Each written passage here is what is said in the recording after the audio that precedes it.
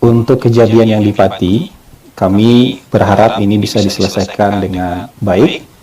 Semua pihak bisa berdialog, bertemu dengan kepala dingin, dengan pikiran hati yang tenang untuk bisa menyelesaikan persoalan ini dengan baik. Kebijakan efisiensi, kami menganggap ini sebuah tanggapan yang prematur.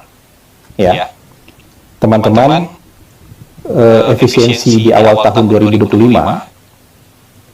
itu tidak hanya untuk satu kabupaten kota, tidak hanya untuk 2 kabupaten kota, tapi untuk 500-an kabupaten kota, ya kan? Untuk 500-an kabupaten kota, untuk seluruh kementerian dan lembaga yang ada di pemerintah pusat. Jadi kalau ada kejadian spesifik, satu kejadian seperti yang terjadi di Pati, ini adalah murni dinamika lokal.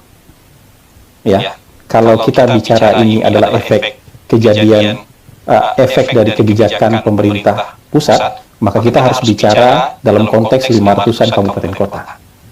Ya, dan ini perlu untuk ditekankan. Dan untuk kebijakan-kebijakan yang ada di pemerintah daerah itu kan memang kewenangan mereka.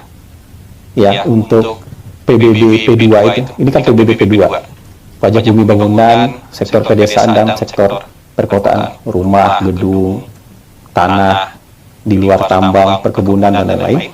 Ini memang kewenangan dari pemerintah daerah. Biasanya mereka juga membuat ini berdasarkan perda. Kalau berdasarkan perda itu kan bupati bersepakat memutuskan ini dengan DPRD, kan begitu. Jadi elected office di sana yang sudah berunding. Bahkan kebijakan-kebijakan soal tarif PBB ini ada yang sudah dari tahun 2023, tahun 2024. Yang tahun 2025 mereka ada juga yang baru menjalankan. Jadi ini tidak bisa kemudian langsung dengan tuduhan prematur seperti itu. Ya, makanya itu yang saya bilang bahwa kebijakan ini kebijakan daerah. Dan kalau ada kejadian seperti di Pati itu murni dinamika lokal, dan kalau itu dituduhkan sebagai efek dari kebijakan pemerintah pusat, maka kita harus bicara dalam konteks 500-an kabupaten kota.